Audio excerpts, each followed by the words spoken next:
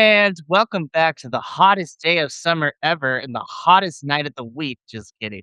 Hi, everyone, and welcome back to Grapple Gumshoes. This is your mystery wrestling post show here at BC WrestlePod. My name is Mikey, and I am trying to stay as still as possibly I can because even moving 1 inch will equate to me just pouring buckets in this heat. I'm also suffering sunburn, but that is neither here nor there.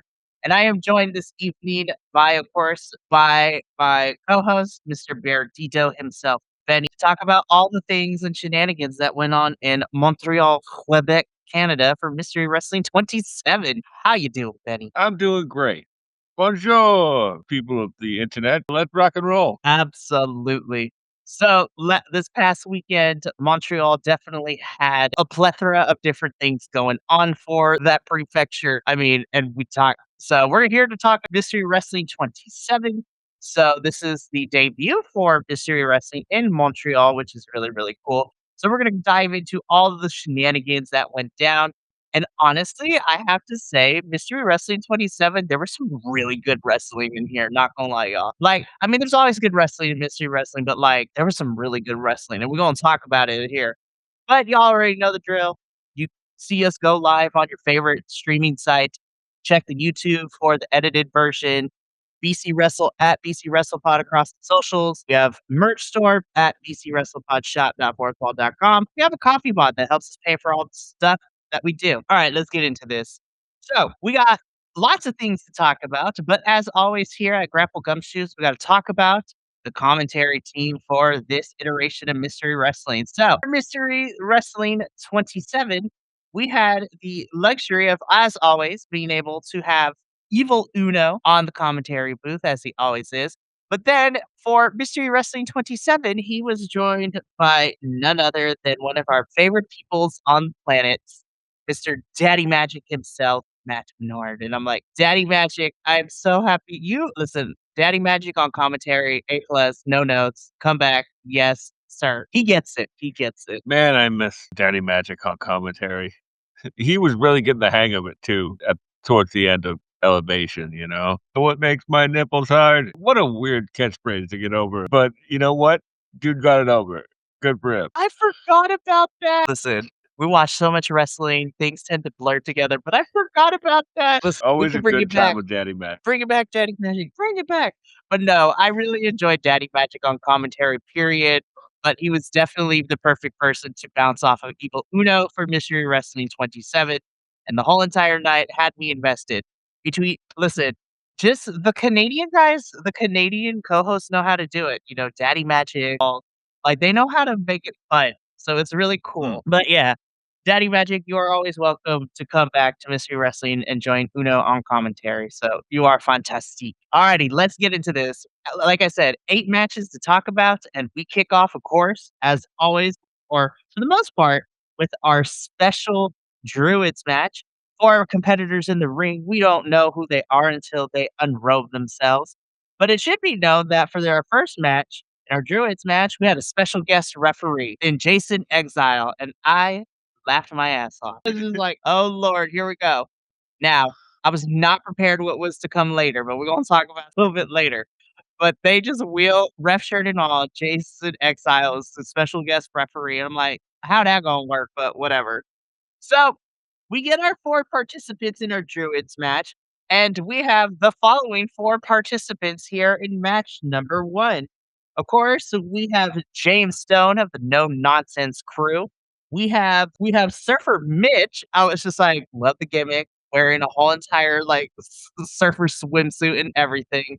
Fantastic stuff. We have the Visible Man, who last time we saw him was in the tag team match against No Nonsense, and then to round it out, everybody's favorite referee, Cool Ref, was also in this match. And there are small things that wrestlers can do that will give me a really good chuckle. Watching Cool Ref take 3 toothpicks out of his mouth at the beginning after his introduction, I was laughing so hard. And it wasn't even that funny. I was like, yes, it's been a while. I miss you, Mystery Wrestling. Yeah, this was great. Invisible Man is such a silly gimmick. I'm so here for it. The logical brain would say, aren't we in Montreal, Quebec, Canada for a surfer? But you gotta shut that part of your brain off, you know? Like, it's wrestling, buddy. Yes, it just makes sense, okay? Don't ask too many questions, just say yes. I loved it. Cool ref. It makes sense why Jason Exile was the referee, right? Because Cool Ref is already here. So as it pertains to Jason Exile, I've seen some slow count, but maybe not that slow, man. It's like, "Dang it, Jake's in exile, do your job!" No, but this was a really fun match, and again, they all 4 of them did really good. At one point I did have to say though, I had to rewind a couple of shots at this match too because I looked at like where we were at and I was looking at the tile and I saw where what is it? I saw where the invisible man was. And based on the way that the writing was on the wall, I'm like, hold up, are we in a pool? Like, are we wrestling in a pool? And I was like, oh my God, we're in a pool. Yeah, it didn't hit me until, like, the 2nd or 3rd match, you know, that, like, there was ladders, you know, and I was like, "What is happening right now?" I was like, oh my God, are we in an actual pool? Because this is great, not gonna lie. Yeah, pretty rad venue, I liked it a lot. Oh, that is It yeah. it did sort of look like the Foot Clan dojo, but, like, That too. Yes. Oh, man, I oh, don't know man. where they find these venues, but I'd love it so much, man, seriously. Yeah, it was really unique, I loved it a lot. Oh, it was really cool. But yeah, this opening match is a lot of fun. There's lots of cool characters in here, fantastic stuff all around. Now, let's get into match number 2 though, because I'm not saying that I did not expect to see Joey Janela here, but I was, like, pleasantly surprised. I'm like, "Oh my god, Joey Janela is actually here. What is happening?" Yeah, something tells me this was Leo Rush, but, like, That's what I'm thinking too, um but I was like, "Hey, I'm not mad at Joey Janela either." no, hey, Joey can do whatever he wants, you know? He's one of those types of wrestlers where he will surprise you, you know? And how absolutely great he is at absolutely everything. Like, he's a well-rounded performer. He always is a team player, and he jumps in and just is willing like, he just rolls with it too. So, match number 2, this is, of course, Cecil Nix versus Joey Janela, a 12-minute Iron Man match where anybody and everybody could be pinned to get points on the board, which include the refs and random people in the audience. Oh, this was silly, and I loved it. Poor Cecil can still not escape a gimmick match with him. He just wants a regular match, y'all. No respect. No respect for Cecil, you know? I did love the RJ City run-in spot. Like, I was laughing. I was like, "Oh, this is gonna be a good night, isn't it?" oh, man. Was it like Cecil set up like a door, right? And, like, Evil is like, "Yeah, this guy doesn't get along with doors," first, referencing the London Lightning match where, like, he put door for the spot. So great. Love that Cecil Nix, man. Really What great a stuff. what a what a great mind for the business, man. Like, he just gets it. Oh, 100%. Like I said earlier, Joey Janela is always down to also be a part of the shenanigans. Is great. This match was hilarious to watch for the sense of everybody was getting pinned. You know, the RJ City run-in spot. We had random people in the audience getting pinned. Aubrey got some points on the board because she was pinning people. And then we even had the mascots of one of the Canadian hockey teams appear in this match too and get a pin. I was just like, what is happening? Chaos. I love it. Oh lord, this match was insane, incredible fun. Again, everybody does really well, and this was a lot of fun too. Now this next match was the one I was like, "Oh, I forget this is happening before Redemption." So in match number 3, and I had to do a little bit of research for this one because apparently we have Mr. Beef Wellington, who I was told that what like, retired, and now he's not retired anymore? I don't know how true that is, but Beef Wellington takes on, of course, AEW's Orange Cassidy, and I'm just like, "Oh, this is gonna be fun." I Yeah. love Orange, man, I really do. Orange plays in very well here, and I was like, "You know what? By the end of this match too, I'm a fan of you, Beef Wellington." Crazy name, but I am a fan. Yeah, this guy got over with me instantly because of the whole I was a big deal on the independent circuit in 2005. I love that bit. 2005, man, crazy times. And then, like, Orange beats him, like, almost instantly, and he's like, "Oh, come on, give me one more shot." And then, like, I don't know if you picked up on this, but Orange beat Beef Wellington the same way he beat Turbo Floyd on Collision that was airing at almost at the same time. Like, there was, like, a For real. 10-minute differential. Oh, I love that. Continuity, man. It's continuity. I love it. And the continuity always matters. But yeah, this was fun to watch. Nothing too crazy to write home about. But again, Orange Cassidy, Beef Wellington, y'all did the thing. Now, so technically, this was our fourth match of the evening with these poor boys. The Jobbers stood no chance against TDT.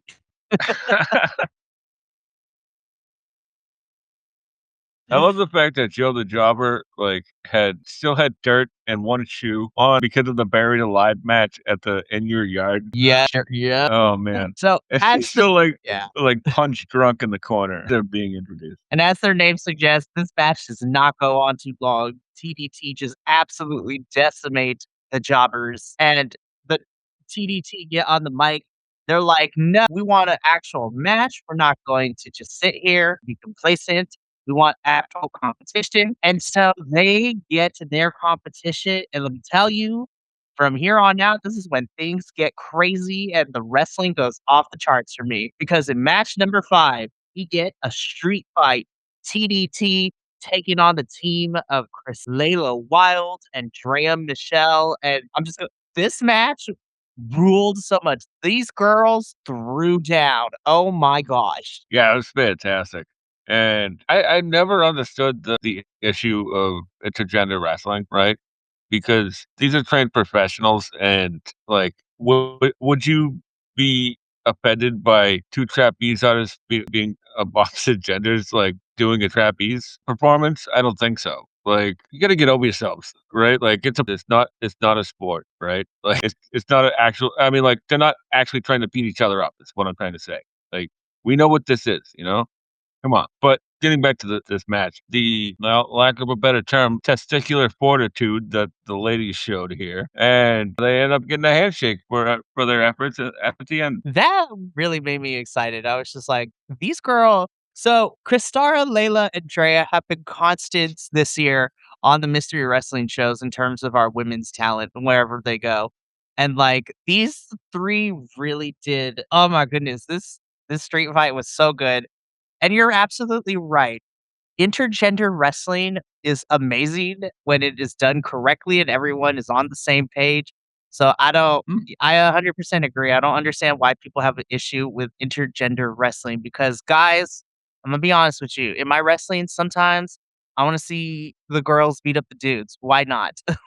It's like let the girls beat people up too because it's fantastic, but it's good too. But yeah, this match was awesome. This is a really fun way, and the girls got the handshake as a sign of respect from TDT. And yeah, man, the more I see them, Chris is already like becoming one of my faves, but Layla and Drea too, man. The more they show up on Mystery Yeah. Wrestling, I'm like, that is a lot of women. And I love that they're wrestling. So more of them, please, because they are fantastic wrestlers and they're showing they're well rounded. So, anyways, fantastic stuff. Now, let's get to match number 6, though, because I was not prepared for the cinematic of the resurrection of Jason Exile into this new like, for the whole like, even all since last year, his whole gimmick is he's definitely alive, but now it is he is alive, taking, homage from Frankenstein. But Stu Grayson versus, rebuilt Jason Exile, and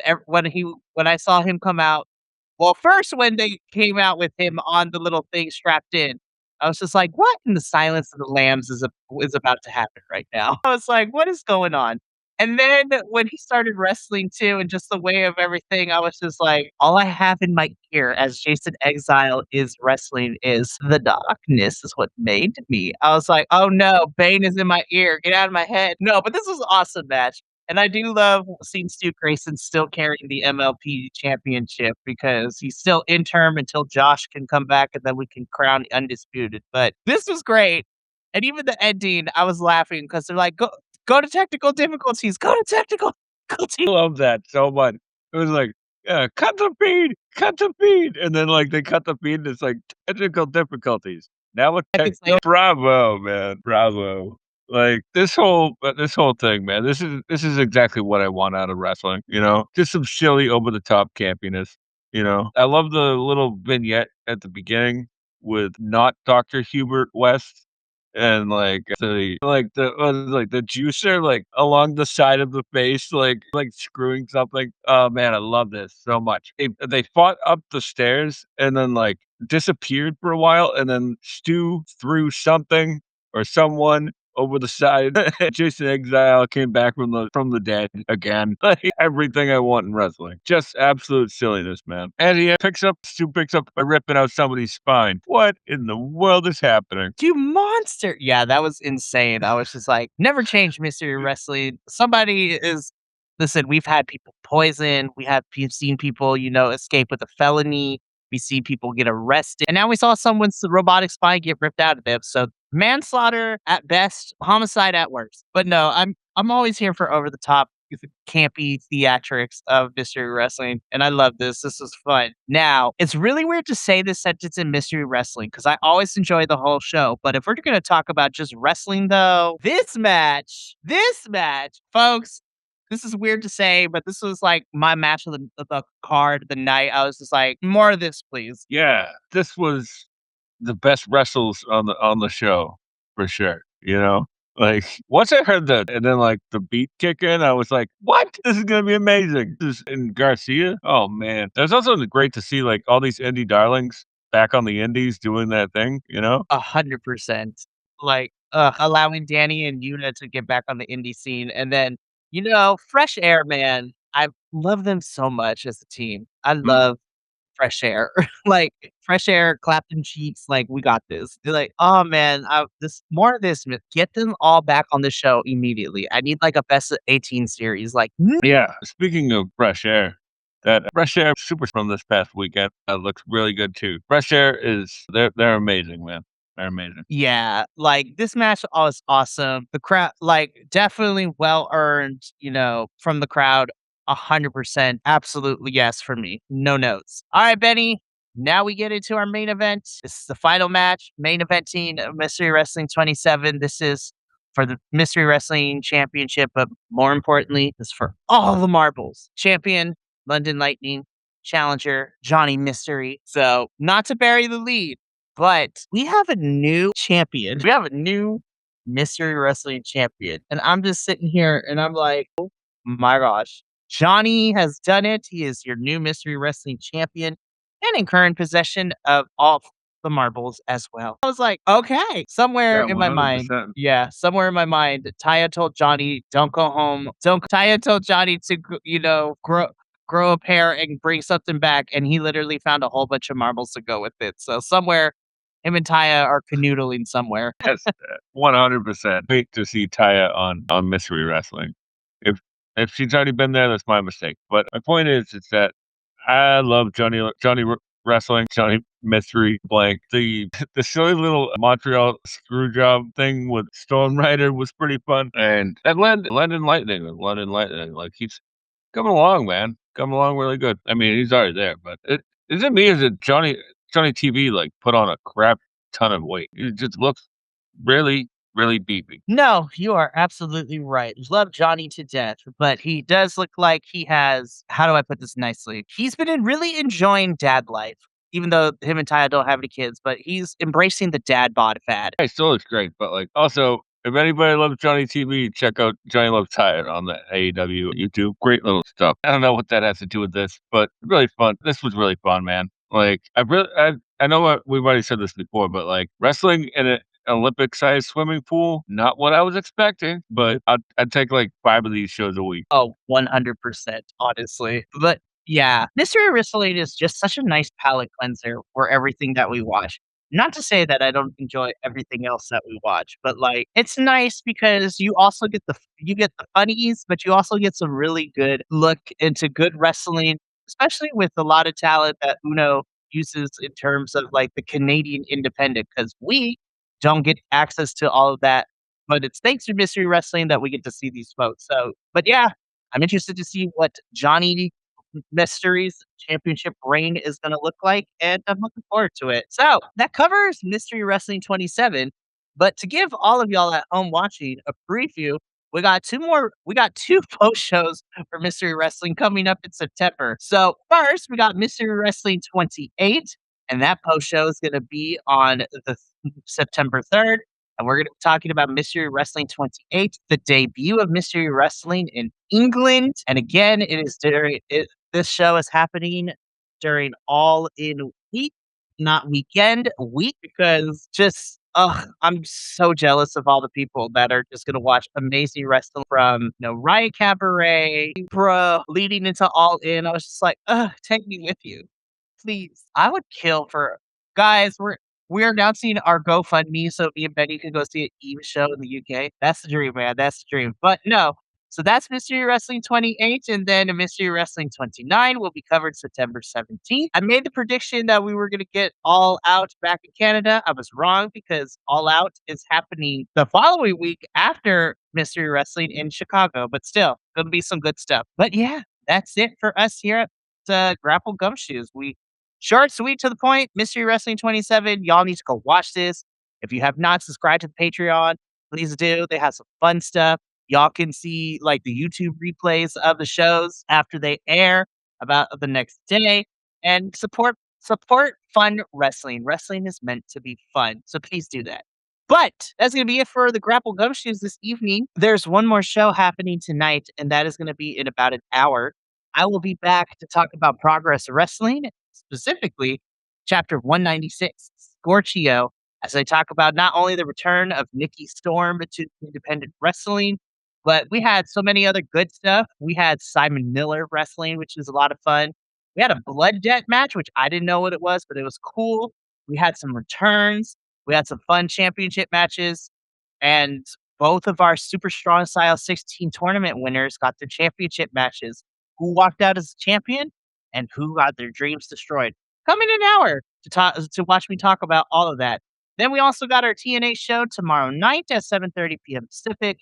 And then Saturday and Sunday, y'all already know the drill. Everyone and their mother is already talking about it, but we are doing a watch along both nights of SummerSlam. Y'all can tune us in and just hear us talk copious amounts of crap, as well as some shenanigans, tomfoolery, and vibing out. But that's going to be it for us here. So thank you so much for tuning in from all of us here at BC WrestlePod. See you at home. Remember to take care of yourself, love one another, stay iconic, and more importantly than anything, you always deserve to finish your story. I'll see you in about an hour for progress. But until then, until next time, peace. Thank you so much for tuning in to another Vibe Tribe production. What's going to happen next time? Well, you're going to have to tune in to find out. But until then, remember, take care of yourself, love one another, and as always, make sure that you keep the good times rolling. Thank you for being here, and we'll see you next time.